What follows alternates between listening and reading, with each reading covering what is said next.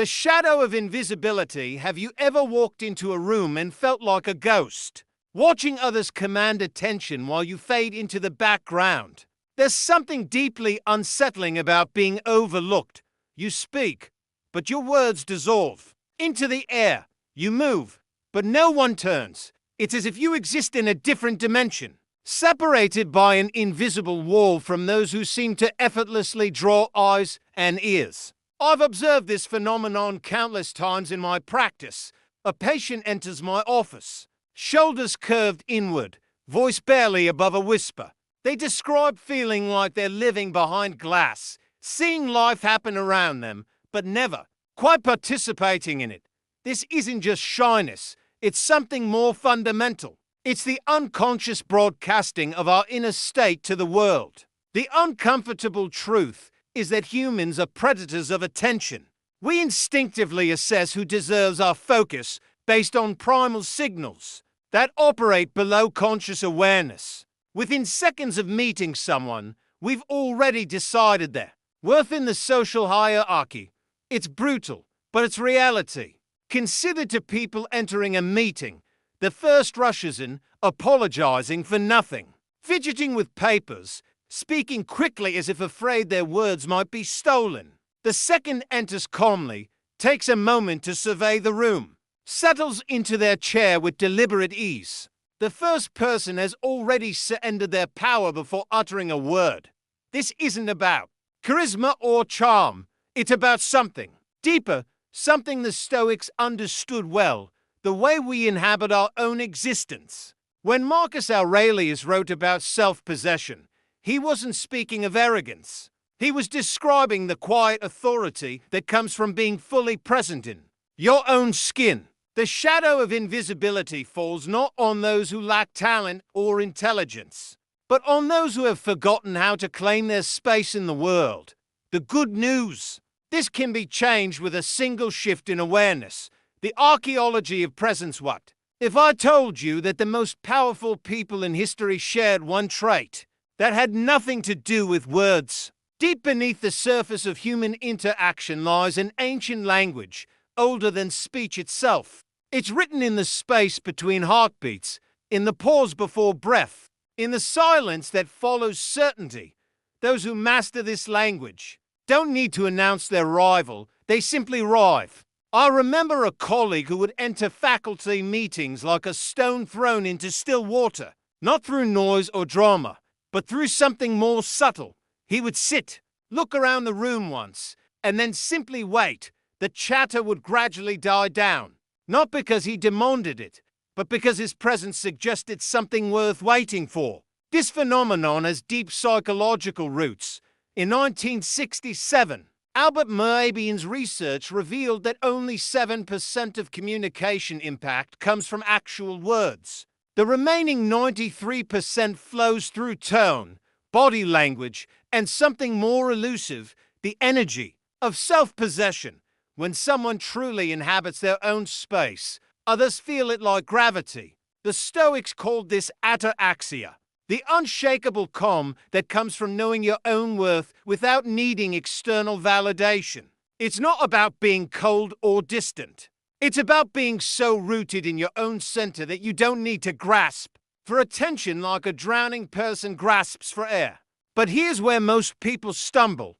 They confuse presence with performance. They think they need to be louder, funnier, more impressive. Instead, they should be asking themselves, am I running toward something or away from something? Those running toward authentic self-expression naturally command attention.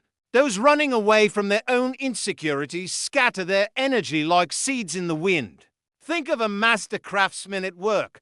He doesn't rush, doesn't second guess. Every movement, his hands know the wood, his eyes know the grain. There's a quality of settledness that makes others want to watch, to learn, to be near that kind of quiet mastery.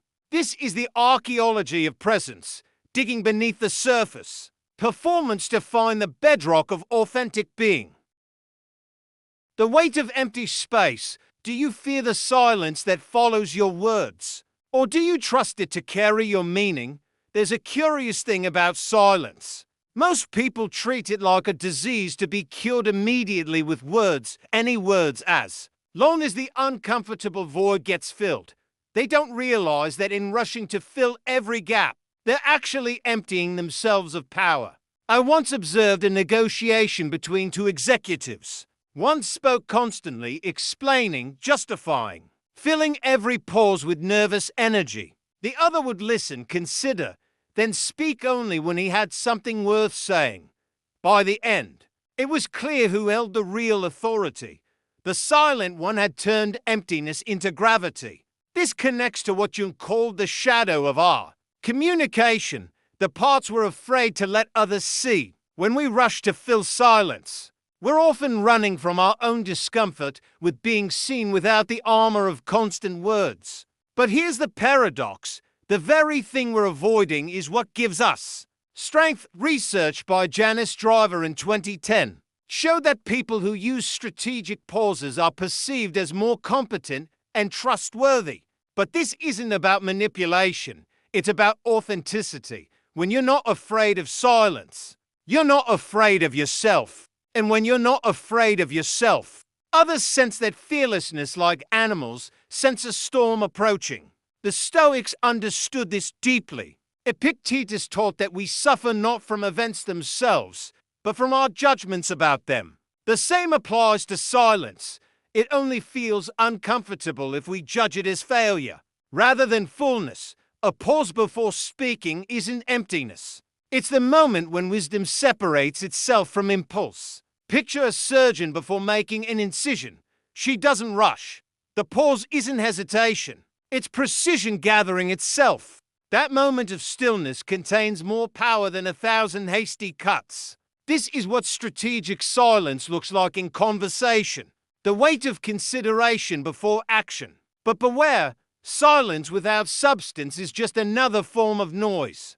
The pause must be pregnant with genuine thought, not vacant with fear.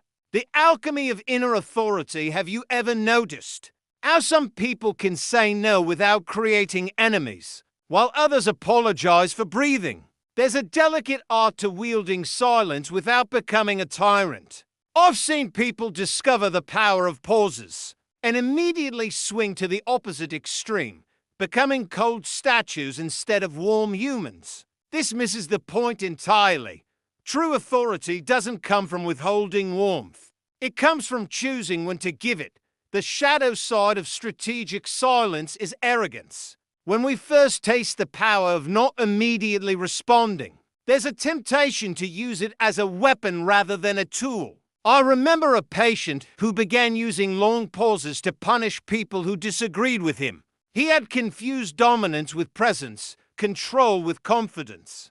Amy Cuddy's research from 2012 on power posing revealed something fascinating. When we adopt confident body language, our testosterone rises and cortisol drops within minutes. But here's what most people miss. The posture must come from inner conviction, not outer mimicry. A hollow pose creates hollow presence. The Stoics called this prosouche, the continuous attention to one's inner state. Marcus Aurelius didn't just act like an emperor. He cultivated the inner qualities that made imperial behavior natural. When silence comes from self-respect rather than self-protection, others feel the difference immediately. Think of a lighthouse. It doesn't chase ships or demand attention. It simply stands firm and lets its light reach those who need it. This is the difference between authentic authority and performance. One draws people towards something real. The other pushes them away from something false. But how do you maintain warmth while wielding this power? The secret lies in your intention. When you pause before speaking, ask yourself, am I doing this to help the conversation or to help my ego? If it's the latter, you've already lost the plot. True authority serves something larger than itself. The alchemy happens when you combine the strength of silence with the generosity of genuine interest in others. You become someone worth following not because you demand it, but because you embody something others want to become. The return to yourself. What would happen if you stopped trying to impress everyone and started trusting that you're already enough? The final chapter of this journey isn't about mastering others. It's about coming home to yourself. All the techniques in the world won't create authentic presence if you're still running from who you really are. The pause, the silence, the strategic spacing of words. These are not tricks to manipulate others. They're invitations to meet yourself in the space between thoughts. I've watched countless people transform not through learning new behaviors, but through unlearning old fears. The fear of not being heard, the fear of being judged, the fear of taking up space. When these fears dissolve, presence emerges naturally, like a spring that was always there, just waiting for the rocks to be cleared away. Recent neuroscientific research by Dr. Sarah Laser in 2018 showed that meditation actually changes brain structure, thickening areas associated with self-awareness and emotional regulation. But you don't need a monastery to find this stillness. Every conscious pause in conversation is a micro-meditation, a moment of returning to center. The Stoics believe that everything we need is already within us. Seneca wrote that we suffer more in imagination than reality, and this applies perfectly to our social fears. Most of the rejection we anticipate, the judgment we dread, exists only in our minds. When we stop feeding these phantoms with our anxiety, they begin to starve. Here's the paradox that closes the circle.